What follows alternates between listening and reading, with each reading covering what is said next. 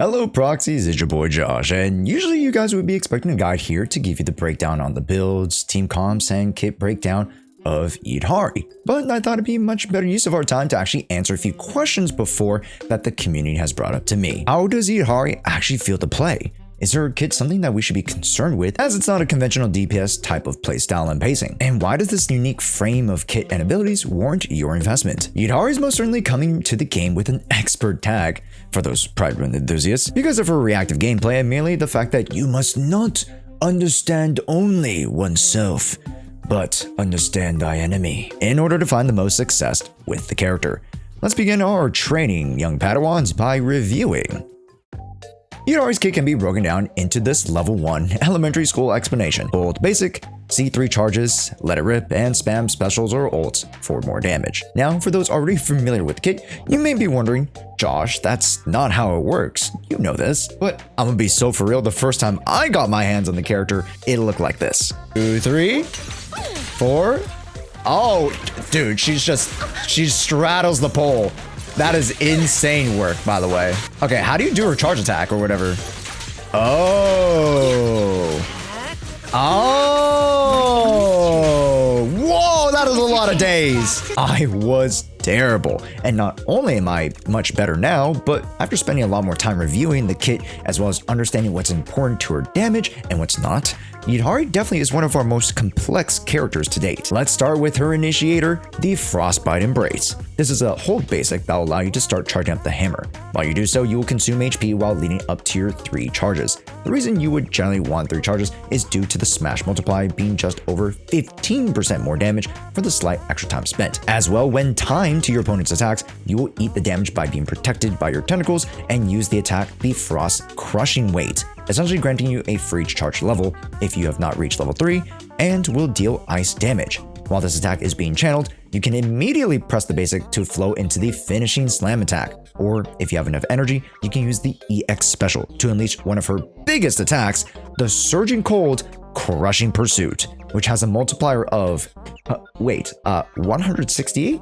Josh, this is a nothing burger. Well, hold on, let me cook. This Surging Cold Pursuit will lead to another follow-up attack called the Glacial Crush. With enough adrenaline, this will have you leap into the air and perform a Mega Slam attack that will deal a potential 1500 damage multiplier and heal you for 33% of your missing HP. And if this is utilized after the Frost Crushing Weight, there will be an intermediate effect called the Surging Cold that will give her a charge level to max, shown like so, and thus will allow you to cut out all the fluff of her extra attacks like we showed earlier and go 100% all-American fossil fuel gas.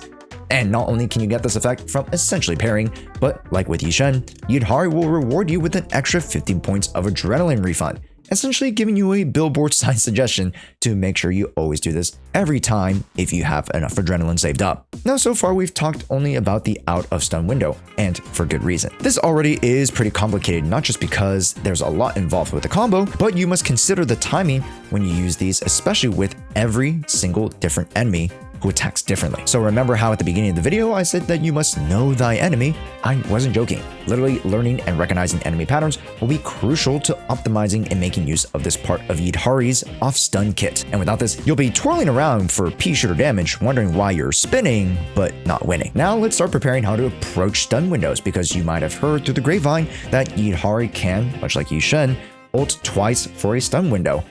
Take a look.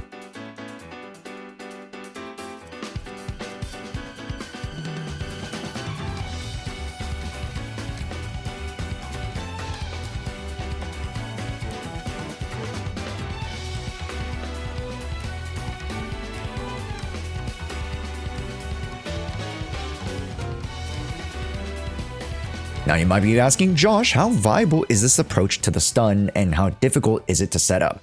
Well, the short answer is very difficult. The long answer is that this combo can only be achieved with 2 general parameters. First is that the boss generally has a larger daze meter and takes less stun windows. Generally, most bosses, especially when it comes to Deadly Assault, generally tend to take around 3 stuns, 4 if you are mid-maxing. This means that within those 3 stun windows, you want to maximize damage, whereas with the 4 stun rotations, you can ease off the gas, or in the case with Yishen, use a slightly altered rotation, as you might not have all the resources you would generally have for full stun windows. And don't get me started on some of the older Zenless Zone 0 enemies who you are able to stun 5 to 6 times per run. Then not only will you be relegated to reduce your speed for power, but you might just need the presence of a Lucia to make sure that you're able to generate enough decibels for the second stun. And this is a great time to talk about how Yidhari gains her decibels for ult. She gains considerably less decibels per skill than every other unit. However, she compensates for that through her ability to gain decibels through the loss of HP. And this directly is tied to her basic hold skill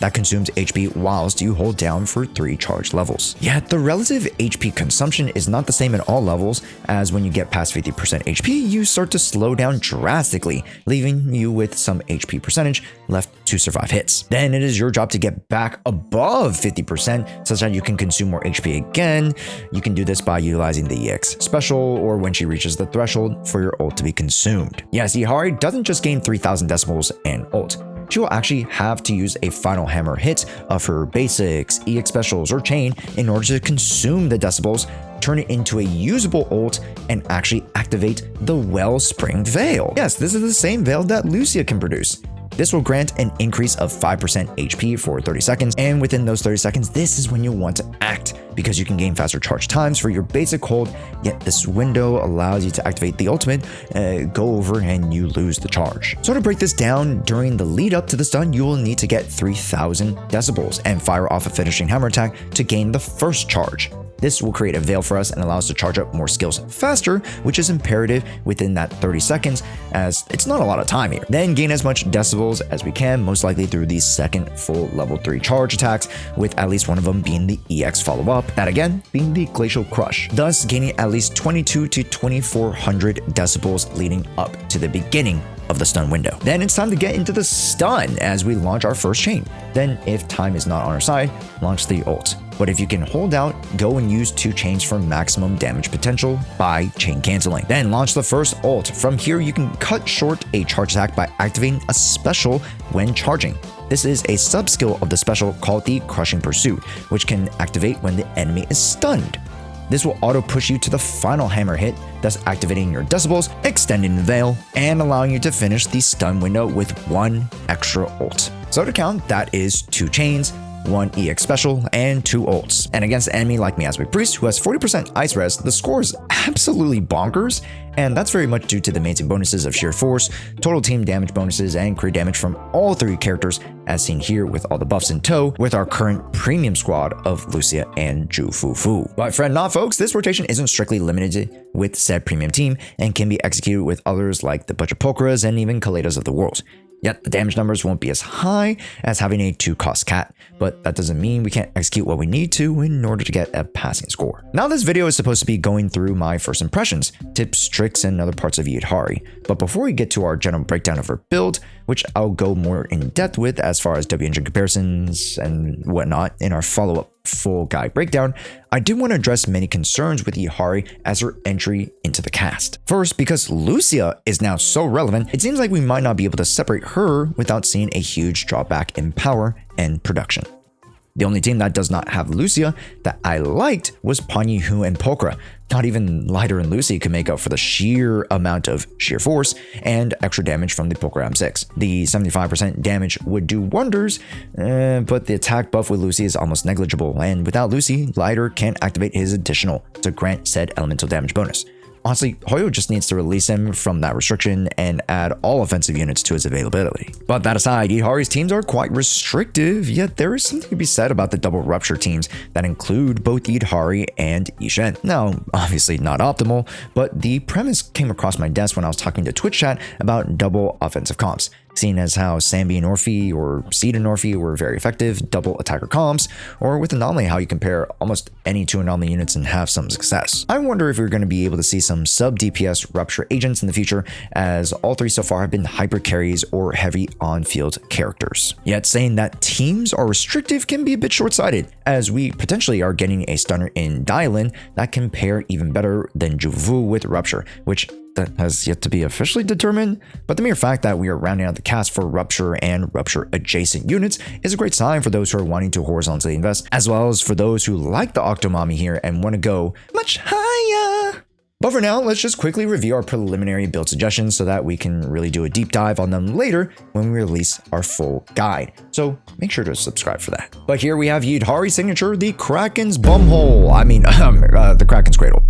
The Wenjin grants 30% HP, totals 18% ice sheer force, so a big FU to Yishen and Monato, as well as a 20% crit rate when HP is under 50%, which should be most of the time when you are at max performance and in the stun window. This is an okay increase to the other Wenjin options, and honestly you're grabbing this for the convenience of the totality of the build. With that extra 20% crit rate, you can start to move away from investing in crit rate. Granted, with the W engine and drive disc, which you can guess is the Yunkoidales, we only get a supplementary 32% crit rate, thus requiring us to comp around 60 to 70% of the crit rate from main and substats. The W engine thus allows us to invest substats into crit damage and HP. Set thresholds are not necessarily important to how she plays, but more so to how many numbers fly across the screen. For me, my investment level will be at M0 and borrowing engine options like the Qingming Birdcage or even Monato's Gorilla Wisp. At the 5-second threshold during the stun window, opportunities should actually be pretty consistent. But aside from that, as we mentioned, the Yunkoi Tails will be the best 4 slot. And since we want a ton of crit rate, the 2-piece Woodpecker is going to be your friend unless you can find a way to make up for all of that said crit rate. The 4 slot will be crit rate again, with the potential crit damage if you have crazy rate substat investments. 5 slot will be ice and HP as the secondary, and 6 slot will be HP as per conventional Rupture DPS builds. Yidhari honestly does not innately build much differently than her other Rupture peers, such that you don't need to worry to go scurrying for a whole set if you can just lend or borrow sets across the units.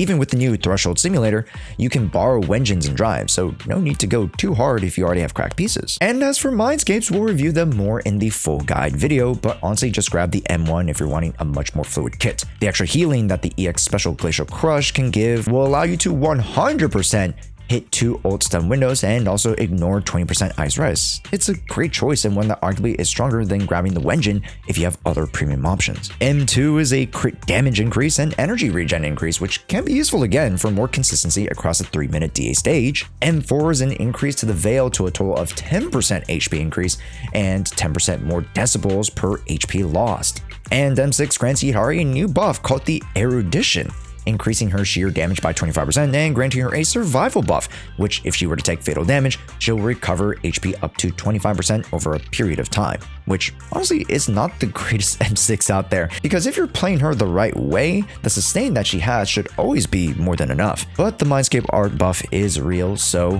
Grooners, go at it. And to wrap it up, let's give Yidhari a first impressions grade, and unfortunately I can't give her anything higher than a 7. Performance can be stellar, but is behind an advanced level learning curve, so she isn't one that you're gonna pull right out the box and expect greatness. But to invest into her will be worthwhile, and her abilities, animations, model, and overall experience are pretty solid. With that, what do you think of our new premium Ice Rupture unit in Yidhari? Let me know down in the comments. And if you're looking for our full guide breakdown on Yidhari, make sure to tune in next week for the day drop of Yidhari. As well, make sure to join us over on Twitch for the days leading up to Yidhari's release, as we will be running a $100 raffle that you'll be able to grab tickets for every single stream that we have. And aside from that, it's your boy Josh. Thanks so much for watching our first impressions guide, kit breakdown. Like, it was a pseudo guide, really, to be honest. It was a pseudo guide, but our first impressions video. Hey, thanks so much for watching, and we'll see you next time.